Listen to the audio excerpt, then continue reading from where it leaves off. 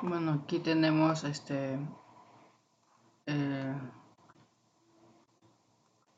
la resolución de un examen.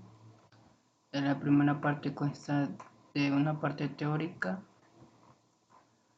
El tema 1 nos dice que nos dan un circuito con un transistor en el cual está siendo alimentado por una señal sinusoidal que es cambiante en el tiempo.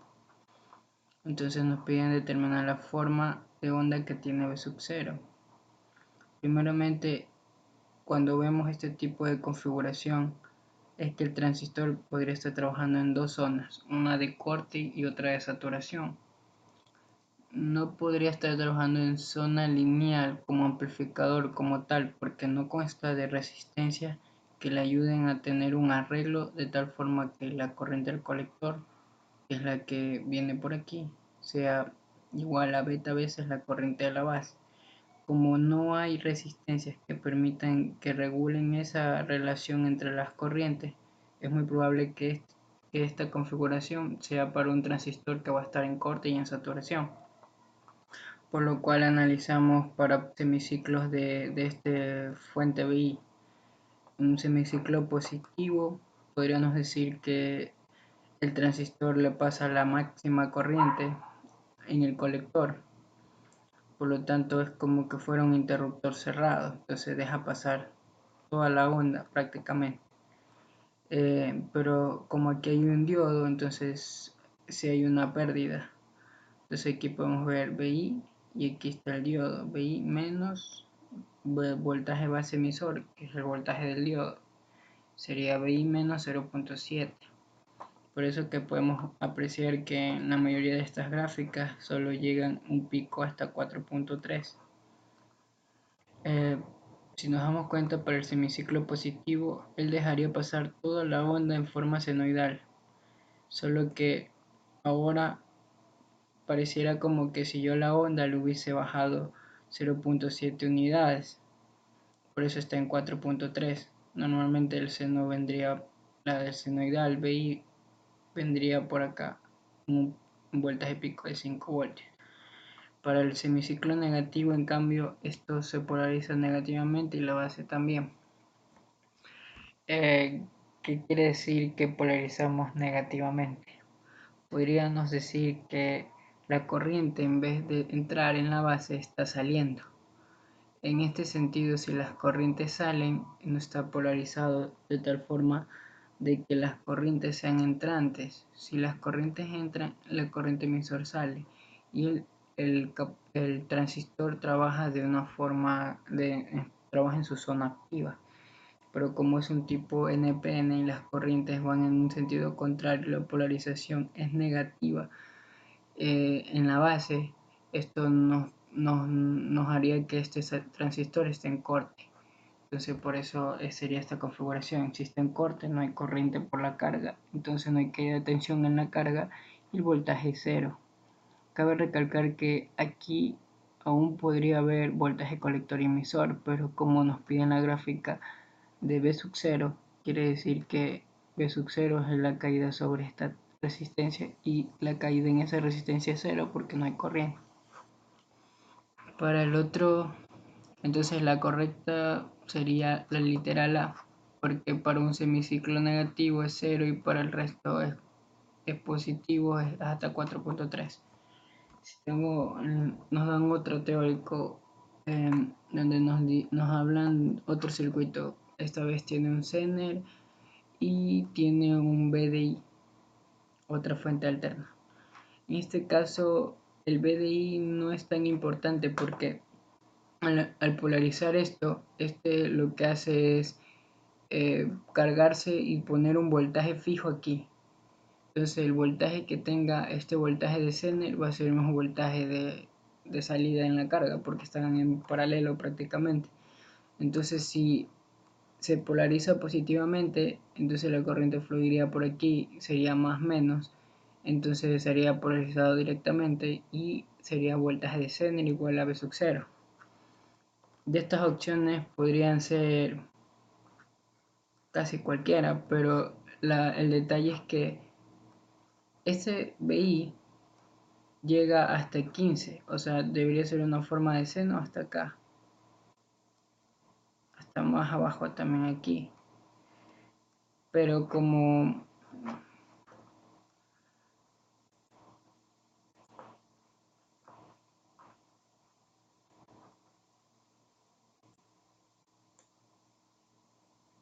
este de aquí sería una corriente para este sentido, entonces se polarizaría más, menos.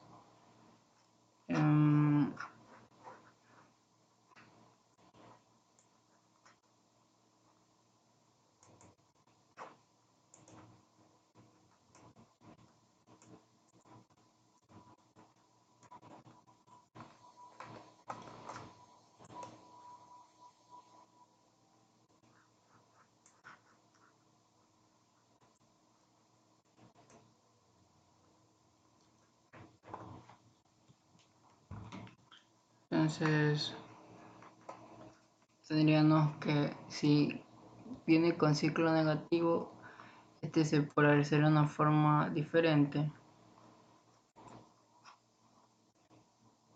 y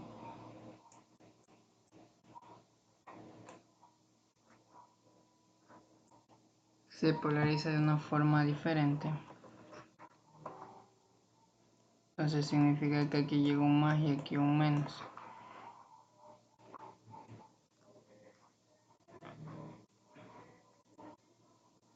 Si aquí hay un más y un menos se comporta como un diodo, entonces la salida B sub 0 debe tener el valor del diodo. De estas de aquí la única que podemos ver que cumple es esta y esta. Pero como hay que recordar que esto es una fuente senoidal, por así decirlo, en un semiciclo positivo cumple una forma, porque este realmente la recorta nomás. Digamos que no llega hasta los 15, sino solo hasta 5 voltios. Recorta ese voltaje hasta aquí. Sí, cuando trabaja como diodo hace lo mismo, pero con la parte negativa. En la parte negativa llegaría hasta menos 15, pero como este Zener solo entrega 0.7 cuando trabaja como diodo, se recorta aquí a 0.7. Entonces, eso es todo con respecto a esta de aquí. Sí, acá hay otras preguntas teóricas y aquí nos preguntan qué tipo de configuración es este de aquí, este MOSFET.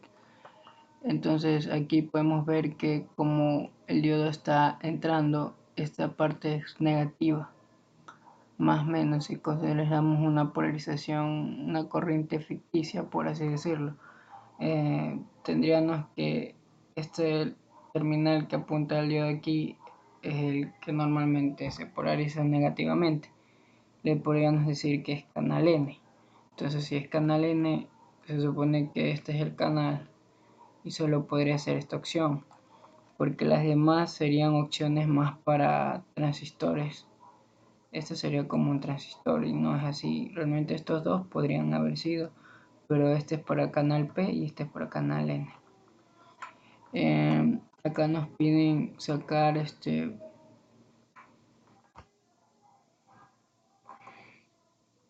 nos piden hallar el beta, a veces se hierre, nos dan este circuito con retroalimentación por el colector. Nos dan una gráfica y con la recta de carga, la gráfica con los puntos de operación, se podría decir. Para estos puntos acá el transistor estaría a saturación, para puntos más o menos por aquí estaría en activa y en corte si pasa de 0 microamperios a menos. Entonces, dado eso, de esta gráfica podemos hallar el beta porque sabemos que la relación entre I de colector y base es beta veces la I de base, entonces podemos coger cualquiera de estas corrientes de base y estas corrientes de colector menos las que están en las intersecciones de los ejes, porque esas de allí estarían para estado de saturación y estado en corte. Entonces ya cogiendo cualquiera de las otras corrientes, o sea, mejor dicho, cualquiera de estas corrientes de base, relacionadas con las corrientes de colector, tendríamos que cualquiera de esas da 200. Ahora bien, este circuito lo podemos dibujar de una manera diferente. Si sumamos estas dos resistencias tendríamos 2R menos BCC medios. Entonces podríamos aplicar como la linealidad en todo esto que se llama ley de Ohm. Podríamos hacer sumarle más BCC medios a todos los terminales. Sumándole eso a todos los terminales nos quedaría así: 3 BCC medio y las otras a tierra. Entonces de ahí podríamos hallar una malla a través del voltaje colector emisor, porque la otra no nos serviría.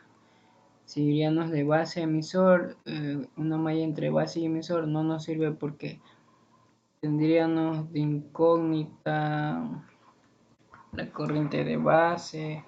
Bueno, en fin, nosotros queremos hallar las resistencias. Ahora, y nos serviría más esta porque tenemos la gráfica con respecto a esto, la recta de carga.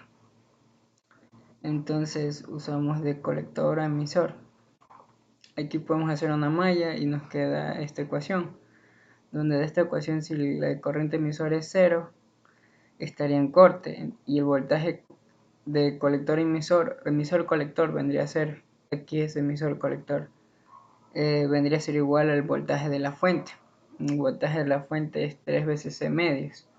Entonces el voltaje emisor colector en la gráfica cuando está en corte vale 18. Entonces VCC vale 12 voltios. Para saturación es lo contrario, el voltaje emisor colector es prácticamente 0. Consideré que el voltaje de saturación sea 0 porque el ejercicio no nos dice nada.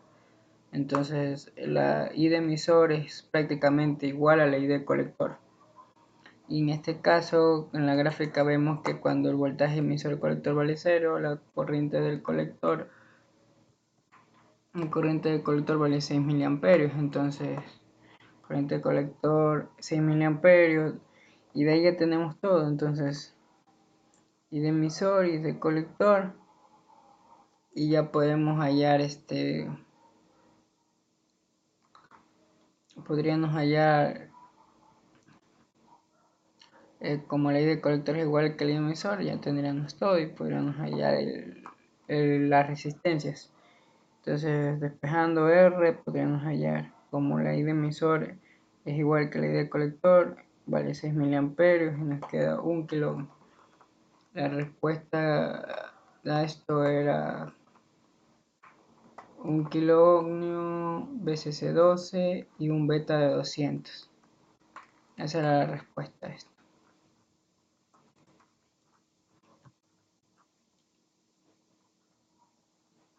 Ahora nos dan, en el tema 2 es un ejercicio un poco más complicado. Nos dan un circuito y nos dan otra vez otra fuente alterna. Nos dicen que las resistencias son de 1 kilo ohmio y que considere que los diodos son ideales. El ejercicio, para que se volviera de una manera más fácil analizar, lo que se hizo fue separar por semiciclos. Se separa por semiciclos y en el semiciclo positivo tenemos que BI va de 0 a 20. Va de 0 a 20, tomando como referencia el seno. BI que tiene forma senoidal. Entonces va de 0 a 20.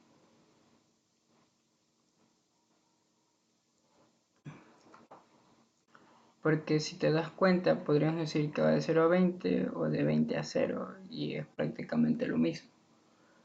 Y para el otro sería de 0 a menos 20 y de menos 20 a 0. Entonces podemos decir que tranquilamente va de 0 a 20. Porque es simétrica, podemos así decirlo, porque lo mismo que está aquí se repite del otro lado. Ahora como sabemos que estamos trabajando en semiciclo positivo, entonces aquí se pone más y se polariza, y lo que está aquí debajo se polariza con menos.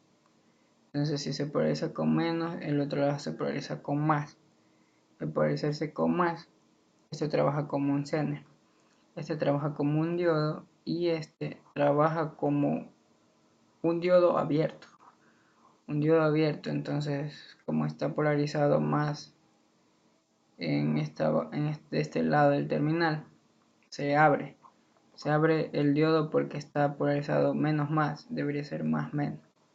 Entonces ahí tenemos diodo on and off, diodo Zener trabaja como diodo y el otro trabaja como Zener, pero en este caso seccionamos el circuito y decimos 12 menos el voltaje de Zener, 12 menos 8.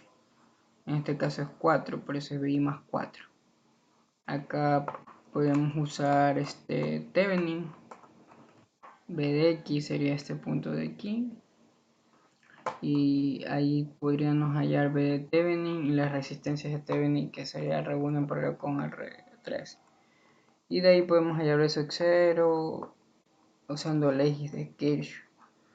Entonces ahí para evaluar al final nos deja una expresión B sub 0, BI más 16 tercios sobre 3.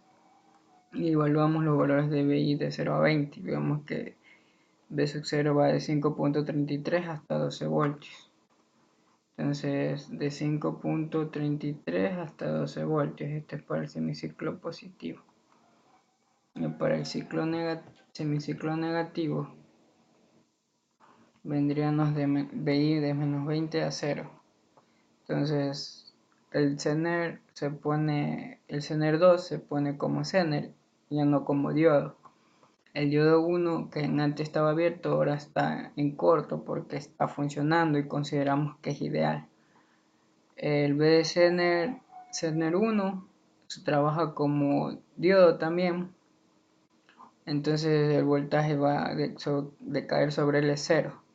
Entonces ahí nos queda seccionando de nuevo la fuente, más 2, más B2, más B2, más B2, más BI, más B2. Entonces todas quedan más 12 y esta queda más 12 y la fuente alterna.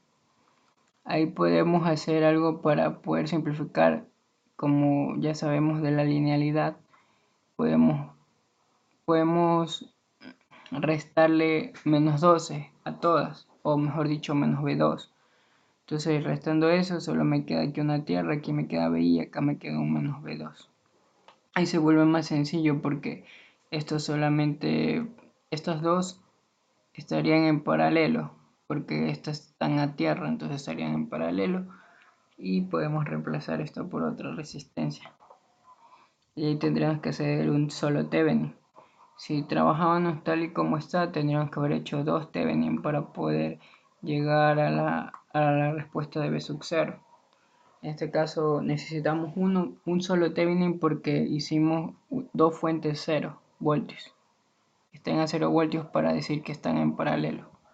Entonces ahí podemos hallar la expresión de B sub 0 y queda BI más 21 sobre 4. Entonces reemplazando los valores de BI, si ponemos menos 20, nos queda menos un cuarto. Perdón, más un cuarto. 0.25 voltios y 5.25 aproximadamente, que vendría a ser casi 5.33. Entonces para el semiciclo negativo la señal se corta a los 0.25 voltios porque ahí es donde llega a menos 20. Si nos damos cuenta aquí a menos 20 se corta. Entonces queda así. Y para los de diseño tenemos las transistores para el que nos pedían hacer a través de una LDR encender un LED. Nos daban parámetros, nos pedían que solo usemos resistencias, transistores, un LDR, un diodo LED y una fuente de 9 voltios. Nos dicen también que si no hay mucha incidencia de luz sobre el LDR, se enciende. En cambio, cuando la luz incide mucho, se apaga el diodo LED. Entonces, también nos dicen los valores de resistencia que toman la LDR, que es una fotoresistencia. Trabaja dependiendo si le pones más luz. La resistencia es más baja y si le alejas la luz, la resistencia es más alta. Entonces ahí nos dicen que en ausencia de luz 260 kiloohmios, que es una resistencia muy alta. y en presencia de la luz 50 ohmios. Lo que va a pasar es que cuando la luz esté cerca, le pegue muy cerca a la LDR, la resistencia es muy baja y la corriente va a irse por la resistencia más baja. En este caso la resistencia de la LDR, entonces no va a haber corriente de base, va a ser prácticamente cero, entonces el transistor va a estar en corte. Ese es el primer estado que podemos ver, pero si la LDR se queda sin luz, la resistencia es alta, entonces la corriente sí va a entrar por la corriente de base y no va a ir por la corriente de la LDR, no va a ir por la LDR. Entonces ahí podemos hallar por medio de una malla entre colector y emisor, podemos hallar una ecuación que nos permite relacionar los datos que nos dan, que es de la corriente de LED y el voltaje de LED. Ahí podemos saber qué resistencia máxima y mínima podemos usar para que el LED no esté entre esos rangos. Entonces el rango nos dio que era de 162.5 a 937.5 ohms. Entonces tranquilamente de entre todas estas cantidades podemos usar la resistencia de 220 ohms. La corriente de base sabemos que no va a estar en corte, pero no podemos decir nada con respecto a R1, porque la corriente de base y la corriente de colector están muy íntimamente ligadas. Si la una aumenta, la otra también, están prácticamente directamente proporcionales, porque estos transistores es como un río realmente. La corriente del colector viene y se mezcla con la corriente de base, pero digamos que este río, la corriente del colector es el río más ancho y con más caudal, como el Amazonas, y por acá venga un pequeño río que se une al río Amazonas, entonces esto sigue fluyendo hacia abajo. Entonces la corriente del colector es muy grande cuando está en saturación. Por el estado sin luz se supone que el transistor debería estar en zona de saturación. Cuando el foco se apague debe estar en zona de corte. Por eso el LED no se prende porque no hay corriente. Entonces en saturación, hasta aquí podemos dejar esta fórmula y podemos venir a lo de acá. Bueno, ya llegamos que RC tomamos 220 ohms, como dijimos. Redibujé el circuito para cuando esté en saturación. Y en este caso me pregunto cómo saber si está en saturación. Para poder saber si está en saturación necesita cumplir la regla de que la I de base es muy grande con respecto a I de colector sobre beta, sobre el parámetro beta que si nos dan en el ejercicio, que es de 100. Entonces aquí podemos ver que relacionamos las corrientes del LED que nos dicen que van entre 8 mA y 40 mA. ¿Por qué relacionamos la corriente de colector? Porque si la corriente de base es más grande, la corriente del colector también lo será. Y si por ejemplo nosotros tenemos 50 miliamperios en la corriente de colector, dado que en la corriente de base usamos una corriente muy grande, entonces en la corriente de colector también se va a pasar del rango. Entonces esta corriente base hay que hallarle un rango para que el LED funcione bajo esos parámetros, porque se podría quemar. Entonces aquí podemos decir que 8 miliamperios sobre 100 serían 80 microamperios y 40 miliamperios sobre 100 serían 400 microamperios. Entonces la corriente base para estar en saturación debe ser más grande que 80 microamperios cuando el colector es de 8 miliamperios y 400 miliamperios cuando vale 40 miliamperios.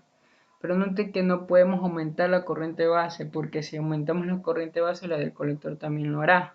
Entonces quiere decir que realmente la corriente base debe ser menor a los 400 microamperios y la corriente de base debería estar entre 80 microamperios y 400 microamperios, porque ambas aumentan de una forma proporcional.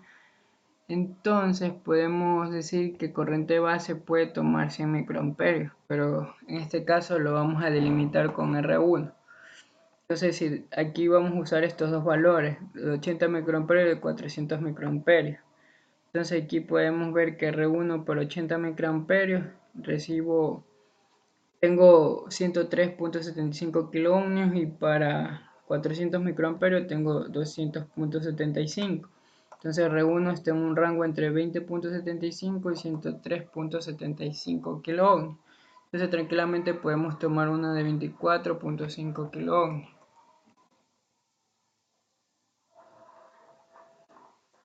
Entonces tomamos una de 24.5 kiloohmios, que sí no está en el problema.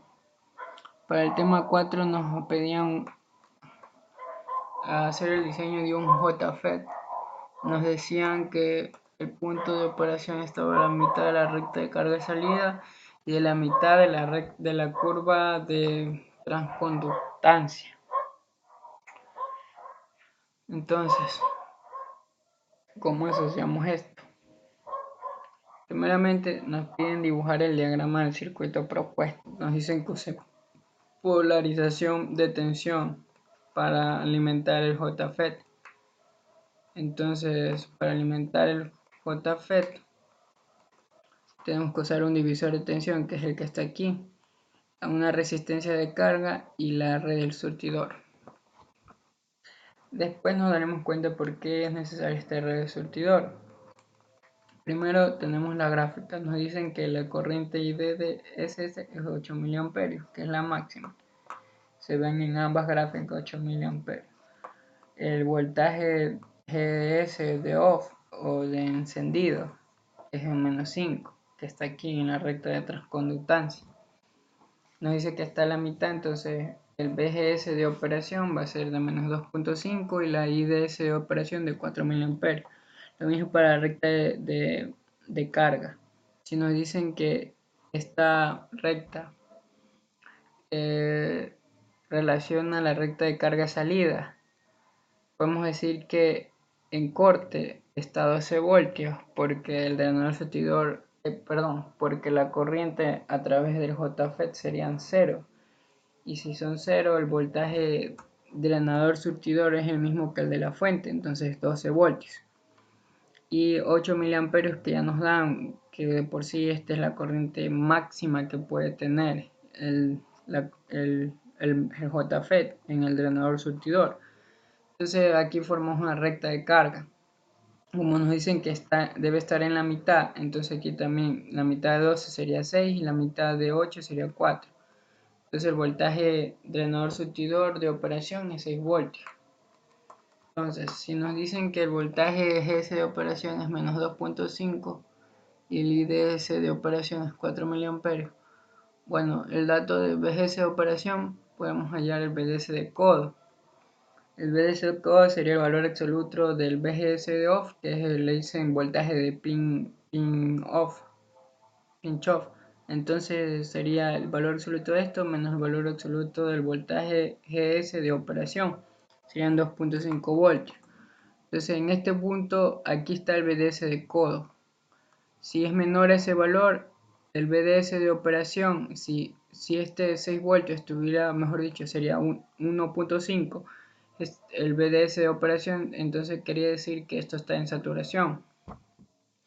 Y si es mayor a eso, en este caso 6, está en zona activa, o sea, está funcionando. En caso también puede darse que esté en corte y eso sería cuando el BGS sea menor a -5 voltios, que está acá. Cuando sea menor a -5, entonces BGS, la corriente ID de 0 estaría en corte, estaría en esta zona de acá. O sea, para valores de BGS menores a -5, sí, menores en -5. O sea, -6, -7, -10. Entonces esta sería las rectas de cargas que nos pide el ejercicio, dibujar las rectas de carga. En la salida indicando los puntos de corte con los ejes y el punto Q. Entonces ahí está este punto. Ahora nos falta ya los valores de resistencia. Para los valores de resistencia sí que nos pegamos una carpintería algo extensa, por así decirlo. Bueno, no tan extensa, pero podemos aquí evidenciar que, como ya dije, el BDS de operación es mayor al BDS code, que 6 voltios mayor a 2.5, está en zona activa. El VG es un divisor de tensión, el V de gate, voltaje en el gate, porque recordemos que el voltaje de gate source VGS es la resta entre VG y VS. El VG es un divisor de tensión, el que está aquí. VGate es un divisor de tensión. Entonces VGate es VCC por R2 sobre R1 más R2, que eso sale con TV. Entonces ahí tenemos dos incógnitas que no sabemos ahí. Tres serían porque no sabemos el voltaje que hay ahí. Lo que sí sabemos es el voltaje de la fuente, nada más. Entonces ahí tendríamos que necesitamos más ecuaciones. Aquí también podemos decir que el B de source es la corriente de drenador por la resistencia del surtidor. Pero la corriente de drenador es la misma en el drenador y el surtidor. Esta corriente es la misma, tanto para el drenador como para el surtidor. Entonces aquí BS sería B de gate menos el B gate source. Entonces aquí podemos ir bueno, B gate sabemos, BGS sabemos que es 2.5, menos 2.5, porque esto de aquí ya nos lo dice el ejercicio. Entonces sería B gate más 2.5, por eso será menos por menos más. Dividido por la ID, que es 4 mA, porque esa es la IDS de operación. Entonces ahí tendríamos 4 mA. Aquí podemos, como no tenemos de dónde más sacar, podemos asumir que la resistencia del surtidor valió 1 kilo ohm, solo por facilidad de datos, de cálculos. Entonces el B-gate sería 1.5 voltios, despejando B-gate. Ahí ya podríamos hallar las resistencias, porque ya tendríamos el voltaje de B-gate. Podríamos asumir un valor en una de las resistencias por el valor de la otra. En este caso asumí R2 valió 1 kilo ohmios y me dio que R1 valía 7 kilo ohmios. También tendríamos que hallar la resistencia de la carga. También podemos ver aquí que podemos hacer la ecuación de la recta de carga, que es en esta malla aquí entre drenador y surtidor. VCC menos la corriente ID más la suma de las resistencias y menos el voltaje DS. Entonces aquí si BDS vale 0, quiere decir que está en saturación. Y la corriente de drenador sería VCC sobre la suma de las resistencias, lo cual nos da que RS sub 0 más RS es 1.5 kilo. Lo mismo pasa cuando tomamos el punto de operación, hay la misma relación, lo cual es correcto porque es una pendiente. Si estos valores hubiesen dado cambiados, habría parecido extraño porque la pendiente es la misma en la recta, que sería la resistencia. Entonces aquí podemos, como ya subimos que RS valió 1 kilo ohmio y tenemos esta relación que siempre da 1.5, podemos restar y decir que R sub 0 vale 500 ohms. Bueno, eso es todo.